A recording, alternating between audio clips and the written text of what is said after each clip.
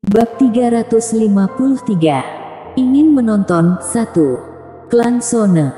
Dera, ada apa? Fritz sedang dalam suasana hati yang sangat baik akhir-akhir ini. Awalnya, dia tidak memberitahu orang-orang kalau Dera sudah mencapai kondisi Celestial Omega, karena pasti dia akan menjadi incaran orang-orang. Klan Sone sendiri tidak cukup untuk mempertahankan bakatnya. Jika para kekuatan besar tahu kalau klan Sone akan menjadi salah satu keluarga kerajaan milenium, kira-kira mereka akan mengirimkan ucapan selamat atau malah masalah baru. Itu sebabnya dia sangat marah ketika mengetahui Dera mengekspos kekuatan Celestial Omega miliknya dan membawa Devan yang sudah menyinggung klan Israfil kembali ke klan Sone. Tapi dia tidak menduga setelahnya Devan memberinya hadiah yang luar biasa. Dia memperbudak semua keluarga kerajaan. Keluarga kerajaan milenium tingkat kedua mengatakan ingin berteman dengannya. Kini klan Sone meski masih jauh dibandingkan dengan keluarga kerajaan milenium lama, namun di depan keluarga kerajaan lainnya, mereka sudah menjadi eksistensi terkemuka. Dalam beberapa hari terakhir, banyak keluarga kerajaan datang berkunjung. Ekspresinya terlalu lembut ketika menerima hadiah. Tapi melihat ekspresi Dera yang tiba-tiba menjadi serius, dia menghampiri untuk bertanya. Sekarang Dera adalah harta karun klan Sone. Dia adalah jembatan antara klan Sone ke Devan. Saat ini, jika Devan mengatakan ingin menikah dengan Dera, Fritz akan langsung melangsungkan pernikahan mereka berdua. Ini Devan, dia menelponku. Dera masih muram karena terkejut atas apa yang baru saja dikatakan Devan. Devan meminta dia memberitahukan seluruh keluarga kerajaan untuk bertemu, termasuk keluarga kerajaan milenium. Dia benar-benar tidak punya takut, bukan? Yang harus diketahui, keluarga kerajaan milenium terbagi dalam level 1 hingga 9. Setiap naik satu level, warisannya akan bertambah 1000 tahun. Sungguh tidak terbayangkan betapa kuatnya keluarga kerajaan tingkat 9 yang berarti 9000 tahun. Rumor mengatakan bahwa di antara keluarga kerajaan tingkat ketiga, ada seseorang yang sudah mendekati Celestial Eternal. Jadi, seberapa menakutkankah keluarga kerajaan tingkat 9? Dia tidak bisa membayangkan. Bukankah Devan sama saja cari masalah dengan seluruh keluarga kerajaan? Kalau saja Devan tidak membuat keributan di klan Sone, Dera pasti akan membujuk Devan. Katakan padanya untuk tidak bersikap impulsif. Namun kini, meski dia menganggap ini gila, Dera juga merasa dalam hatinya kalau Devan pasti mampu menanggungnya. Karena dia tahu Devan dengan cukup baik. Meskipun dia adalah orang yang lugas, dalam hatinya dia masih kejam. Mungkin karena wanita itu yang sudah menyakiti Devan. Wanita itu berani macam-macam pada suaminya. Wanita itu pantas mati. Devan, mulai sekarang biarkan aku mencintaimu, pikir Dera dalam hati.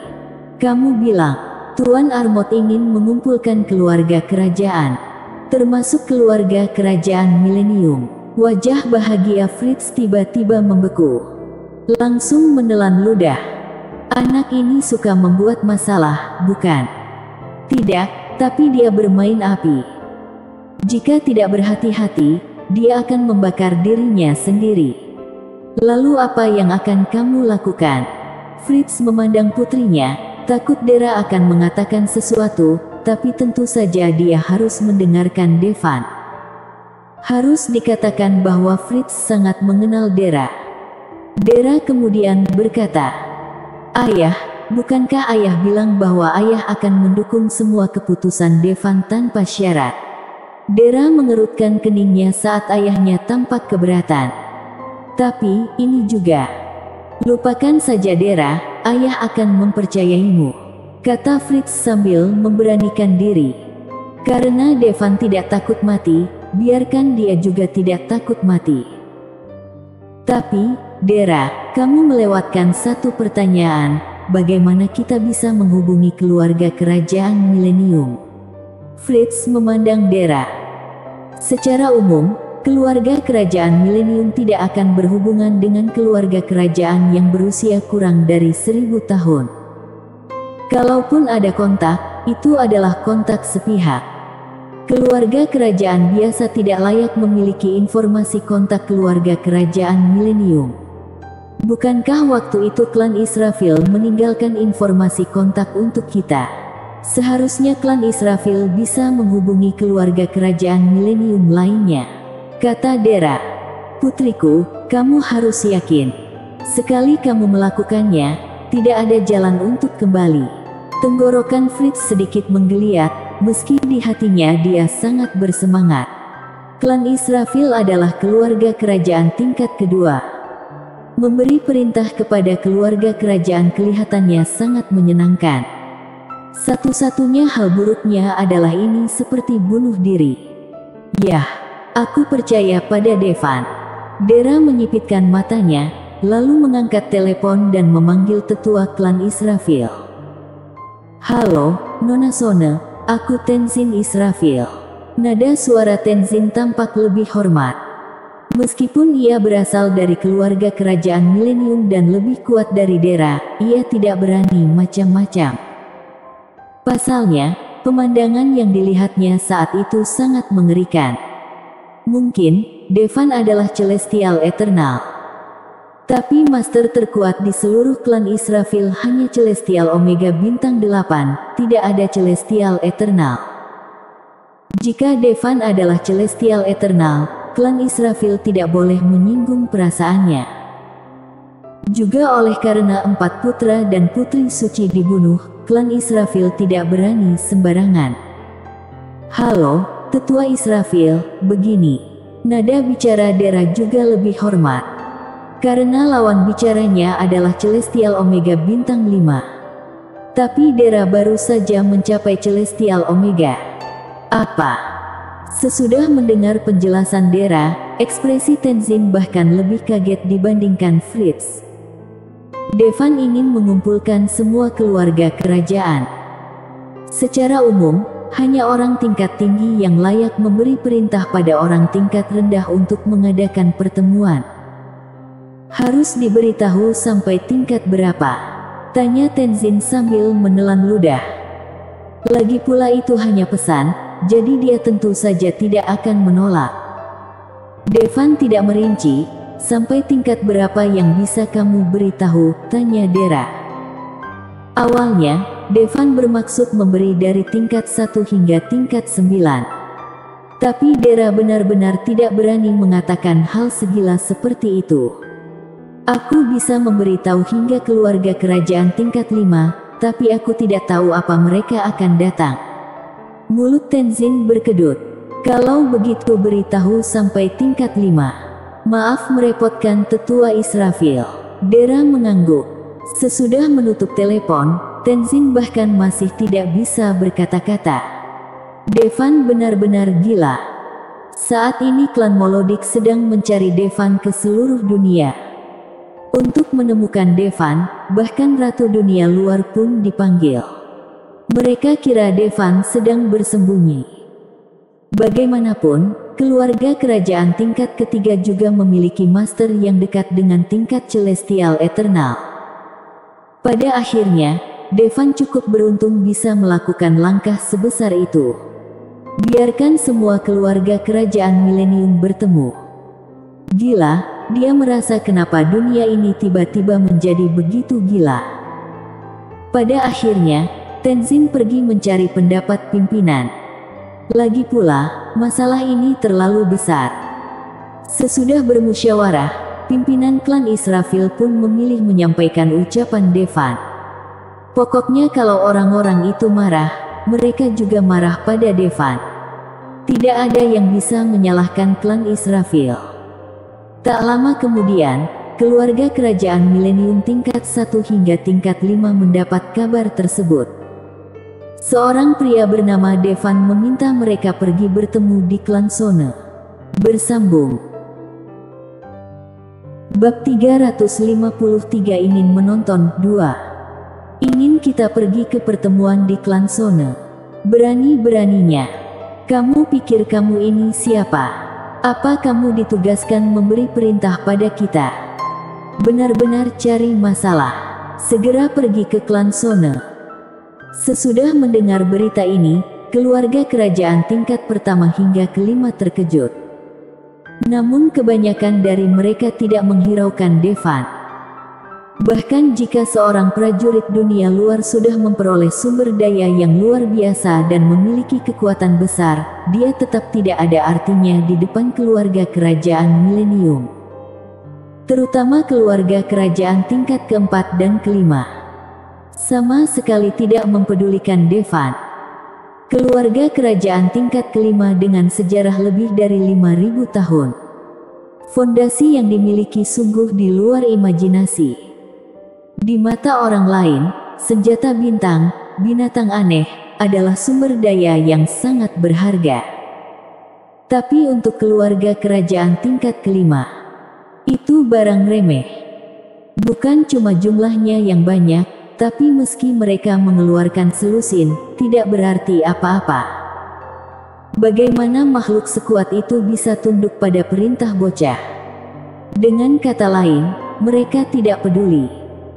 Kalau tidak, mereka harus memberi pelajaran Devan kalau keluarga kerajaan tingkat tinggi tidak bisa seenaknya diperintah. Bahkan keluarga kerajaan tingkat pertama dan kedua juga tidak menganggap serius perkataan Devan. Meski tetua klan Israfil saat itu mengatakan bahwa Devan berhasil menghancurkan separuh klan Sone. Namun mereka selalu merasa berita ini berlebihan. Seorang pemuda berusia 20-an memiliki ranah celestial eternal. Mana mungkin. Adapun klan Molodik, tidak perlu dikatakan lagi. Pasti akan pergi. Lagi pula, mereka juga sedang mencari Devan ke seluruh dunia. Tapi ternyata Devan sendiri yang datang. Apalagi yang perlu dilakukan? Tentu saja klan Israfil pasti akan hadir. Ada juga beberapa keluarga kerajaan tingkat pertama dan kedua yang datang, ingin melihat keseruannya. Di saat yang sama, mereka juga ingin melihat apa pria bernama Devan itu benar-benar hebat. Dalam waktu kurang dari setengah hari, sangat banyak keluarga kerajaan milenium yang datang ke klan Sone. Hal ini membuat seluruh klan Sone berada di bawah tekanan yang luar biasa. Ini semua adalah keluarga kerajaan milenium. Dulu, bagi klan Sone mereka adalah keberadaan yang bagaikan surga. Kini mereka semua menuruti panggilan klan Sone dan datang ke klan Sone. Tentu saja yang mereka patuhi sebenarnya bukanlah klan Sone, melainkan seruan Devan. Klan Sone juga sudah lama menyiapkan ruang resepsi untuk menjamu para bos besar keluarga kerajaan milenium. Lagi pula, salah satu dari orang-orang besar ini bisa dengan mudah menghancurkan klan Sone. Apalagi mereka bersama-sama.